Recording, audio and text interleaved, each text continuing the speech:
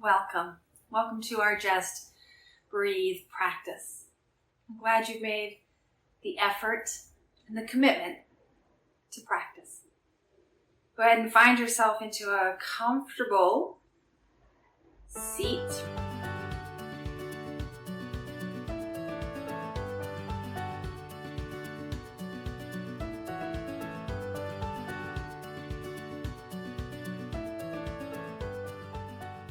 Go ahead and find yourself into a comfortable seat, preferably upright today.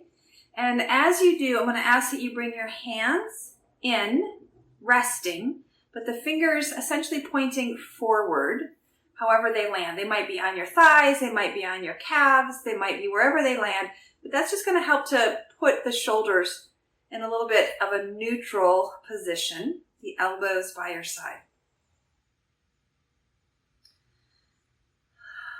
And notice how it feels to just pause for breath.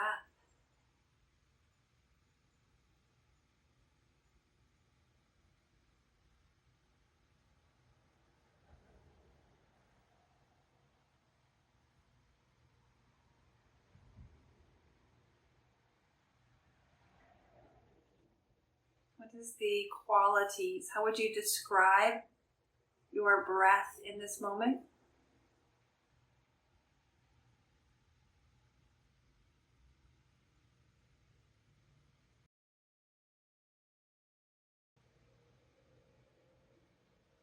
And our intention for ease in the breath is that it's steady, slow,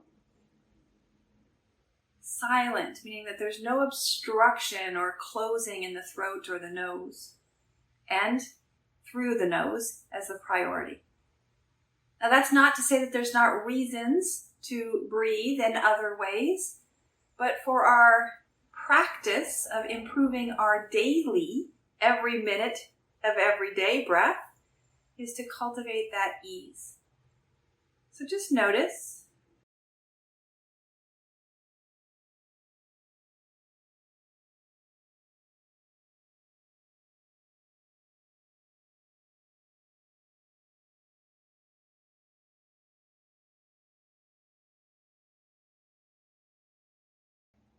I'm going to welcome in a visualization here, as if there was a light. Perhaps it's got a color you choose.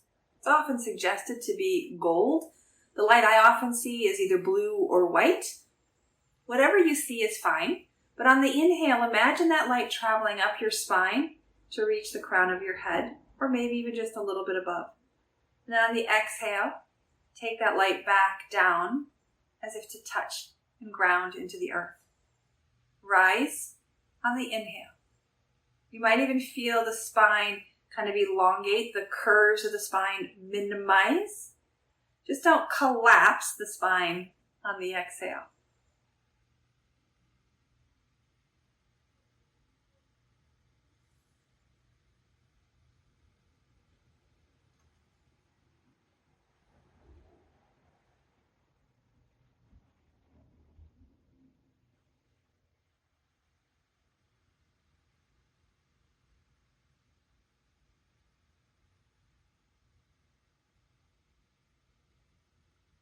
Now bring in kind of a tempo count and just notice how long the inhale and its exhale.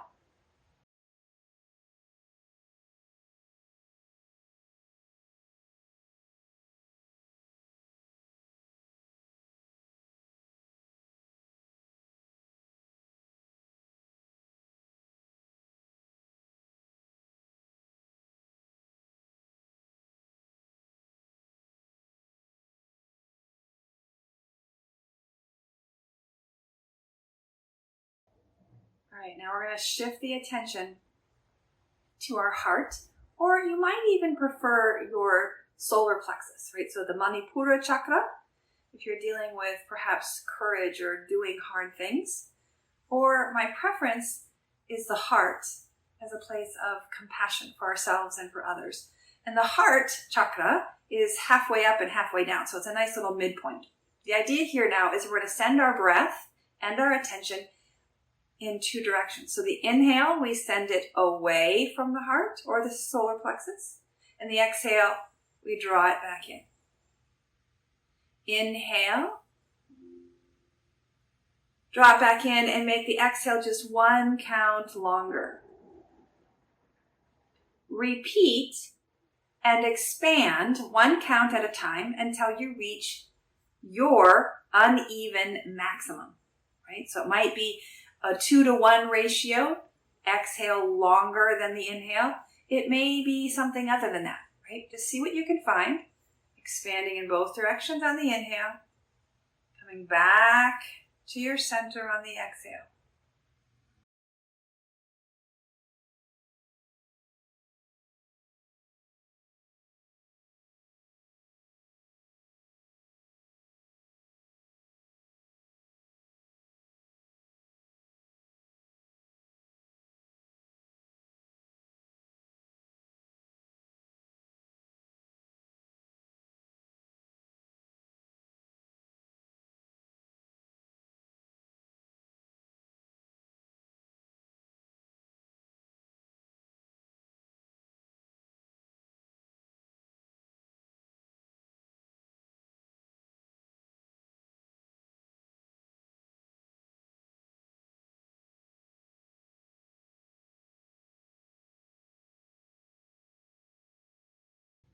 That's finding your way with ease. Add that pelvic floor grab and lift on the exhale.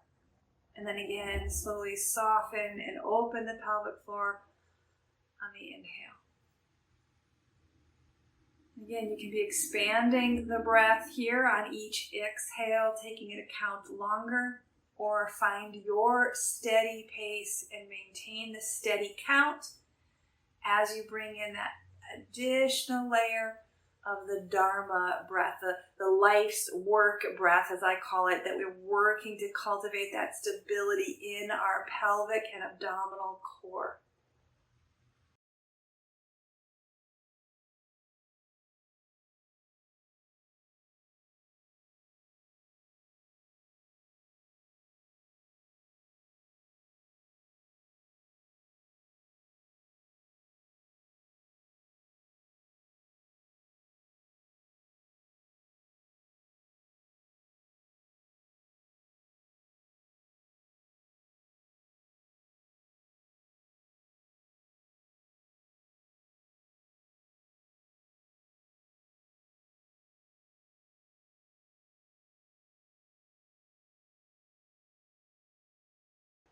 At any point you lose, particularly the softening of the pelvic floor on the inhale, then let go of that effort to gather the pelvic floor on the exhale.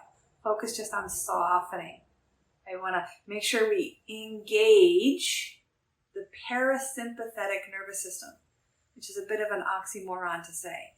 Right? It's more of a allowing than it is a doing into the parasympathetic.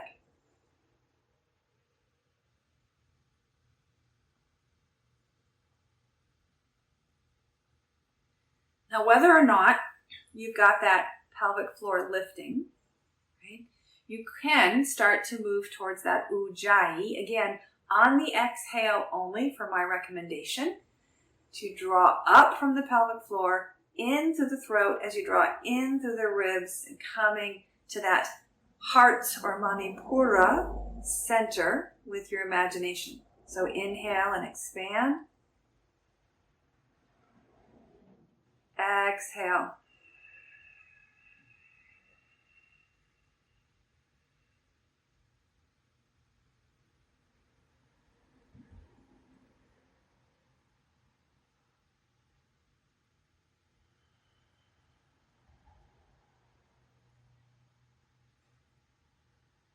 Now I'm using my arms just as an added visual tool for those of you who might need a little more visual cues. But you can also start to move the hands in any way that feels good as that expansion. So now, as my hands come out to the side, elbows in, so it's not too much work in my shoulders. I'm feeling that expansion both north and south, but as well east and west. And that feels really organic to me. And then as I exhale, I bring one hand on top of the other. And then I'll switch them the next time.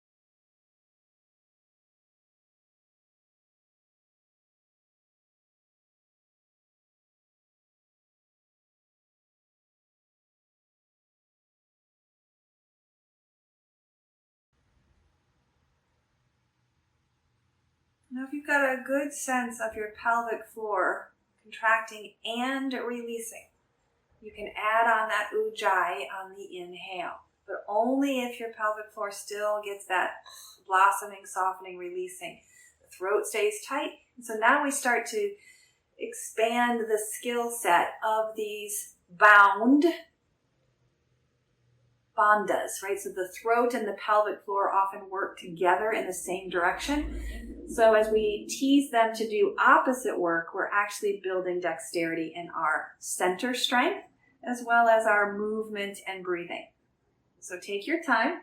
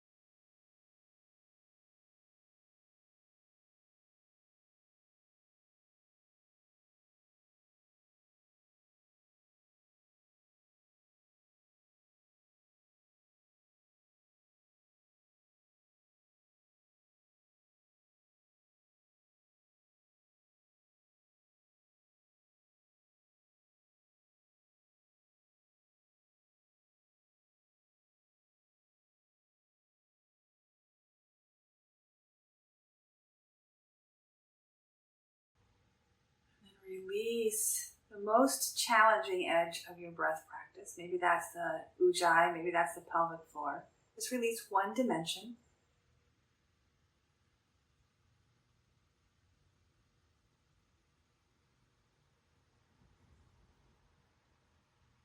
Now you have more or less dimensions or descriptors, layers to your practice. And every couple of breaths, release one. So you come back to the easy in and out, natural breath, no force, no counting, no need to do anything. You might still hold that visualization if it helps keep you in the practice, or you might even relinquish it.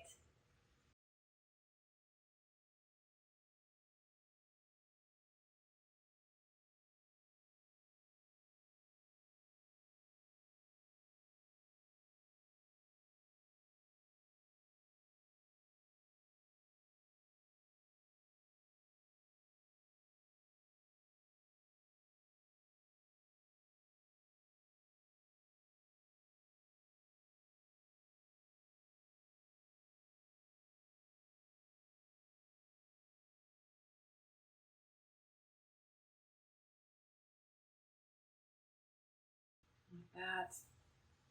The hands come to rest together at your heart. Notice what you notice. Just feel how the body feels now that we have taken this precious time and committed to the practice of breathing well.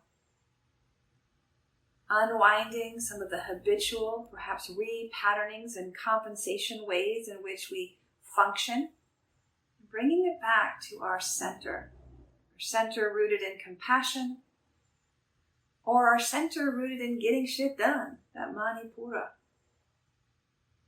May you breathe deeply, move freely, labor lovingly, and live vibrantly. Namaste.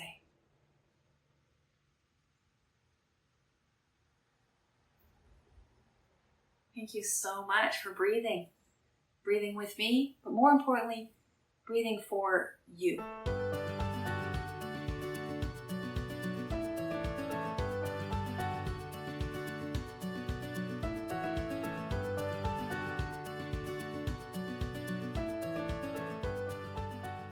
If you have any comments, questions, or observations, I'll open the floor now. Otherwise, we're going to switch to our coaches chat. The breath practice had just left me in an awesome state. It's fantastic. Excellent. Good. I'm glad to hear that, because I wanted that practice to again, kind of give us a shift on our normal. Opening up the idea that I can do things differently, whether it's good, bad, like it or not like it, but just coming back to that sense of I can control this. I can do it differently, even if it's not my normal. And how might that inform us in our normal?